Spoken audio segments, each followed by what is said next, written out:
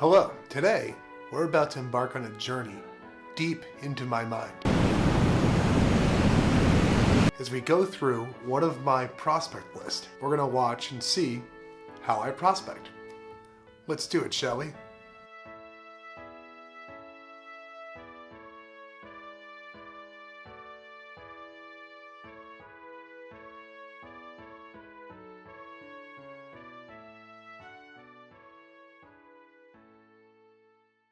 I just got a spreadsheet. What it is it's a list of people that have downloaded our ebook that we wrote, How to Get Double-Digit Reply Rates. The hard part is when you make an ebook that you're designing for people to read on how to get double-digit reply rates, their bar for getting reached out to is probably higher than what you would do if you were doing a normal prospecting thing. I think one of the mistakes that people make when they're prospecting on leads that have come in from marketing is they treat them like they're not cold outreach, and they really are. Yeah, they know you a little bit, but you still gotta add a human element to it when you're actually prospecting. To warm up this prospecting video, I'm actually gonna start by reaching out to some of the people that have downloaded this ebook. Use some video because it's fast and easy and quick. Just cranking out a bunch of videos and see what happens. Let's look and analyze, shall we? A little behind the music on this one so you get the idea of how my mind works. Years ago, I did a Rate My Pitch event in San Francisco. And one of the people that attended the Rate My Pitch event was this guy named Luke Lightning. Crazy name, by the way, right? I remember this guy shook my hand, and his handshake was so amazing. It sounds really stupid, but he just had huge hands. It's really emasculating, actually. Still scarred by it. It turns out he actually ended up being one of our advisors, and I had no idea. Long story short, I actually ended up noticing that he is now working there as an evangelist at this Gooden company. I'm not gonna talk to them about all this stuff with like business. I'm not gonna talk about lead IQ all the way. I'm gonna talk to them about Luke and his hand because there's a pretty good chance they know him and they know what I'm talking about. So that's the angle. Let's jump in and see what I said. Hey Abby, hey Corey, Ryan O'Hara here. I just wanted to thank you guys for checking out and downloading my ebook. Looking at this prospecting video now as we're glancing at it, you'll notice that I keep looking to my left as I'm recording this. It's actually not a good thing to do. When you hit record and you're using an app like GoVideo or Videolicious or whatever you end up using for your prospecting, you want to be looking at the screen that you're recording off of. So for me, I should have been looking straight instead of to the left. But I made that mistake early, and I do that with a lot of these videos. If you're doing this and watching this, it still ended up working out for a lot of these, but eye contact is really important for this stuff, so make sure you do that when you're making your videos. An old school sales trick that people used to do in the door-to-door sales days is they'd make eye contact with someone when they're talking with them, and it would basically cause them to be on their toes a little bit. But what you can do is you can actually break eye contact when you ask a question, like asking for a meeting, maybe you're asking them to do a call, maybe you're asking for them to visit your website, fill out a form. Whatever you're asking them to do, if you break eye contact, it can put them at ease when you're asking the question, which makes it more likely that they'll say yes. I was still too soft, I think, being critical of myself here. I didn't ask the question straight up enough. If you're gonna be doing this stuff, don't be afraid to ask questions. I was a wuss. Luckily, it still worked out. Hey Abby, hey Corey, Ryan O'Hara here. I just wanted to thank you guys for checking out and downloading my ebook. Pretty cool. It sucks when you spend a lot of time actually like writing something and then no one reads it, and you guys were some of the people that did, so I don't feel empty. My life actually feels fulfilled. I don't have to go home and weep. Anyway, big fan of Good & Co. or Good & Company or what I looked at the website. I think that's how you say it, Good & Co. or Good & Company. We actually know Luke Lightning. He's an advisor of ours. Guy has a hell of a handshake. Like I remember I shook his hand once and he had these like humongous hands, and my hands are pretty big. So like he made me feel very, very like lame compared to him based on the handshake thing. But I just want to say, if you guys ever want to prospect people and try out Lead IQ, you probably would get a special Luke Lightning discount, wink, wink, nudge, nudge. You should check us out. We could speed up a lot of your prospecting, make it a lot easier to do that stuff. If you want to check us out, be very cool. Hit me up and I'll hook you up with the right people to do it if you want to do it here. We'll get you some free credits and stuff. That's it. Thanks for downloading our ebook. We don't suck. You guys are cool. Carry on. If you look at the email that I sent, you can see that I used a subject line that obviously would click and convert into an open. I didn't really focus too much on trying to go into the whole process of trying to sell them with the subject line. Next, when you look at the meat of the email, it's just focused on trying to get them to click on the video. There's not a whole lot of text, and that's intentional. I've gone all in on video, and if they don't watch the video, that's fine. I'll try something else later. I'll write a cold email to them later on if they don't watch it. As a reply, I ended up hearing back from them a couple hours later. Abby Crowley wrote, "Ha, that was one fantastic subject line. Thanks for reaching out about this, Ryan. The ebook was a great read. We'll internally touch base about Lead IQ and let you know." Let you know is obviously a hurtful word in the sales world because it takes the ball out of your court and really stinks. So I decided to reply back and I wrote, "I love it. Even if you guys don't, I want to let you know you guys rock. Hit me up if you need any social shares or likes or anything. Any friend of Luke Lightning's is a friend of ours." I just kept it friendly and focused on that for this part. "Hey Ryan, thanks for sending us that email. If you know anyone who has an issue with selecting or retaining new and existing employees, feel free to share my contact information with them. Best, Corey." So, a very friendly reply back, obviously.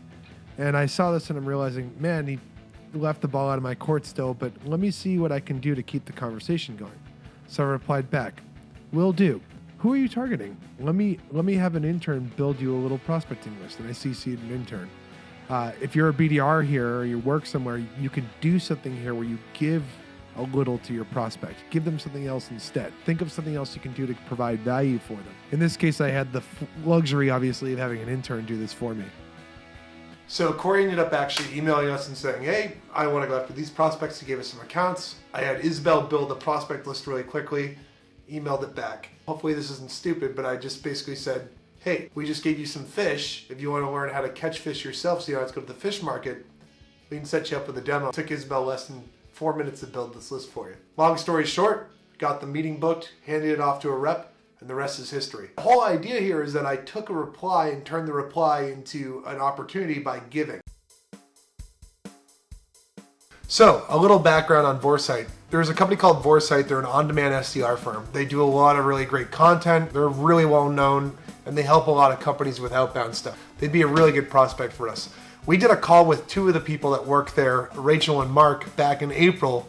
And what ended up happening was they were like, "Oh, we're going to introduce you to this other person named Kristen." I was thinking, man, we never got that introduction to Kristen. I was looking at our old Salesforce records. I'm like, I'm going to try and reheat this opportunity. I'm going to mention our account history, and I'm going to do it over video. One thing to understand the context of this, just so it makes sense. Exec Visions, or Steve Richard, is also the Chief Revenue Officer of Vorsight. I have a history with doing stuff with Steve Richard. I'm going to mention that in the video to try and use my work overlap history with him to turn this into something. Let's see how it works and break into it.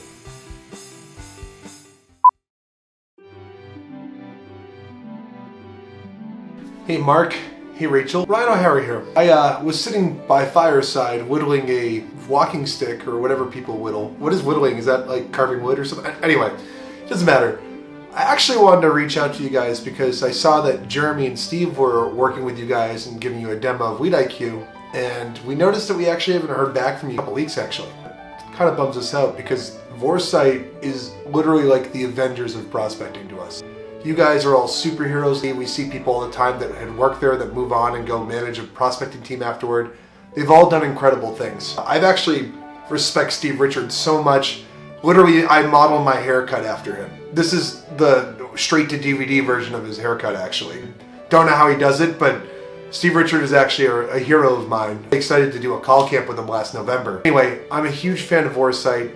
Jeremy and Steve love Vorsight, and we'd love to try and figure out a way to actually get some way of working with you guys to some capacity so that you could use our prospecting stuff. You got a demo a little bit.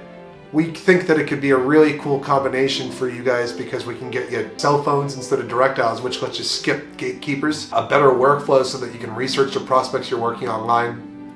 And the other nice part is, as you're prospecting for these companies, if you want to package in and connect up to their Salesforce, you can see who already are those customers without having to go look at a list somewhere. Just wanted to make a video and tell you that we love Vorsight, and we'd love to figure out a way to work with you guys. If you can write us back, it'd be amazing. Let me go back to whittling whatever people whittle with sticks and knives and stuff, whatever it's called. Good day. This is me whittling, I guess. So let's jump into the email that I sent them. If you go and take a look really quick, you can see that I actually addressed more than one person at Vorsight. That's because when we did the last call with them about 70 days ago, we had more than one person on the call. I think we had two of them, and they had mentioned a third person. And I also had a personal relationship with Steve, so I thought I'd use that inside this email. One thing that people don't realize is that when you're sending cold email or doing cold outreach, you can really take advantage of working more than one contact at once. But The thing that a lot of companies miss is they try to only send to one person at a company and then do a separate thread. It's actually not a terrible idea to do the same thread. If you do this, this is what will happen. Hey Tyler, did you get that email from Jim? Yeah, I did. Oh great. Do you want to reply or do you want me to reply? Go for it. Okay. One last tip on this. If you're ever emailing and you happen to include someone on the exec team, never put the exec team person in the CC column because it might look like you're ratting out the prospect for not mentioning you or looking at you as an actual vendor. Jumping back into the email, you can see that this time I decided it'd be a better idea to focus on text as I'm going through the email. The reason I put a little bit more text in here is because I didn't want Vorsight to think that it was a cold prospecting email. If we had had no account history, I probably wouldn't have done something like that. But because we had a history with them and did a call with them less than, 2 quarters ago, I wanted to make sure that I wasn't just trying to make it seem like we didn't have account history. One other tip that's super important here that I took advantage of is using postscripts, aka PS. You notice in an email, your eyes tend to gravitate down to the PS part when you open an email. I'm trying to get them to view the video. The best way to get them to view the video is to bait them by giving them a little preview of what it's going to be about. In this case, I said, ceasing Steve to make him smile since he's mentioned the video. I knew that that would get Steve to watch the video because I address him personally in this and say, hey, Steve, this is for you. And then the PPS, Steve, what shampoo do you use? Jumps back to the hair joke that I make in the video. That way they know that I'm going to say something about Steve's haircut in the video and they're more likely to actually click. I didn't spell out the video or spell out the jokes or tell them everything that was going to be in the video here. All I did was bait them to watch the video. I'm trying to use the text to actually sell them on watching the video to make sure I can get a reply. And lastly, I ask, what are your thoughts on kicking off this convo again? One thing that a lot of people forget is that when you're prospecting someone, even over video, you need to make it really easy for them to know how to reply. So end with a question that's open-ended. So after I sent that video, I actually got an email back from Vorsight. It got forwarded around to the entire office there, which is always good because Vorsight's full of some of the best prospectors in the world. And if they're saying nice things about a video I sent them, just imagine the compliments that flowed in. I ended up getting a reply back from Steve, who asked if he could feature it in Call Camp, which is the event they do. And they ended up playing the video in front of their entire webinar. We actually brought Vorsight back into our pipeline. They told us that the person that we needed to work with was on maternity leave, but we have something scheduled to keep going and keep the deal moving forward in the meantime. And a reason that that was able to work was because we focused on personalization. You want to put yourself into the videos that you're doing. If you're going to be reaching out to someone and doing something, you want to put some personality in it. You need to be entertaining. You need to be yourself and be real with the videos that you're doing. If you don't act like yourself, you're just going to get stuck in this world where you're boring and robotic, and it shouldn't be like a voicemail. Too many people leave videos and make videos like voicemails when they're actually making a prospecting video. You don't have to do that. You can have some fun. I had some fun pretending to know what whittling is. I had no idea what whittling is. I just was making fun of myself a little bit. When you're making prospecting videos, you gotta put yourself into it and you gotta entertain your prospects a little bit. If there's something that's cool about you, you need to show that stuff in your videos that you're doing. If there's something interesting about personality, if you have some personal experience with the company, you need to find anything that you can and just talk. Don't even think or overthink it, just talk. I did the Vorsight thing. I put a fireplace in the background and I literally just talked. This is great for us. This was great for LeadIQ because they have a big following of salespeople that follow them and now everyone sees LeadIQ. And I did this just writing a prospecting email. This wasn't my intent. I just wanted to get a meeting with them because it's all about getting the right view, the right person to look at your stuff. Approach your videos like this. Put yourself into the videos that you're doing and you'll have better results. One of the other things, if you're going to be investing in video prospecting technology, whether you're just using YouTube, Vidyard, Videolicious, Cloud App, any of the tools that you want to use for this stuff, if you're going to make the investment in video technology, one of the things you have to do before you buy video tech is you need to do a talent audit. Looking at the talent that you have and actually using that stuff on camera with videos, what resources does your talent have? Does your prospect train animals or do anything cool with animals? Do they know magic? Can they tell jokes? What kind of life did they have before they got into sales? No one ever grows up and says, oh, I can't wait to be a sales rep someday. It kind of just happens. With that being said, when you do a talent audit, you can find all kinds of things. For example, Jeremy Levy on our team actually did stand-up comedy. He used that to his advantage when he does video prospecting. He tells a lot of really corny jokes and it works out great for him and it fits with his brand. So if you're going to be doing this stuff, look for random things that you can do. I once heard a story of a Vidyard customer success person who literally would talk to a prospect, flick their finger and make a coin light on fire in their hands right on camera. And the prospect would be like, oh my God, holy crap. All kinds of cool stuff that you can do like that. Do you play music? What can you do? What are some things that you can do in video prospecting? Here's an example of Jeremy using his talent and him talking about the story a little bit. The other day, I was prospecting into this account, got a referral to somebody in marketing. I was on their LinkedIn profile and I was able to find their Twitter. Noticed that they like guitar rock and dad jokes. So I was like, I actually do stand-up comedy sometimes. I like to tell jokes. So I made a video of me telling some dad jokes and really corny, cheesy jokes that this guy might like. Here's a clip of it right now. So I was filling up my gas tank at the gas station this morning, and on the screen it says remove nozzle and select grade. So I removed the nozzle and then I typed into the keypad, I already graduated. This past weekend I ran into an old friend I hadn't seen in a long time. He was telling me that this past weekend him and his girlfriend went ice fishing, and I was like, wow, that's pretty cool. Not a lot of women like to go fishing. Looks like you got yourself quite a catch. I was making dinner last night, made a big chicken dinner. Thought it was gonna be awesome. And then when I got home though, I got home a little late from work. The chicken was still in the freezer. So I wasn't able to end up eating dinner until like midnight. So didn't work out so great. Looking back on the situation, I really wish I had thought about it out more in advance. Dad jokes. Out. So then I sent the video to the prospect using InMail on LinkedIn Sales Navigator. Not only did he book a meeting with us, but he even posted it on LinkedIn for everybody to see. So here's the moral of the story. Do your research on your prospects, use a little humor, and don't be afraid to be yourself. Research your accounts. At the beginning of this documentary, I promised that you'd enter my mind and understand how we think about video prospecting. You've now been inside it, you've seen some dark things, and you can't unsee it, and I'm really sorry. But I think we've done a pretty good job with tackling some stuff that will help you with thinking about how you go about sending something before a prospect sees it. Remember, when you send a prospecting video, you want it to be good enough so that if they ever post it on social media, be proud of it.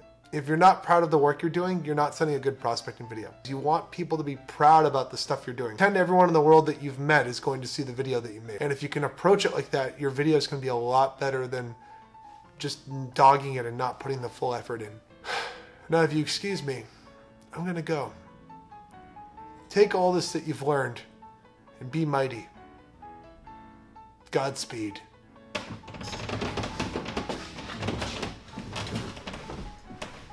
Can you stop the recording?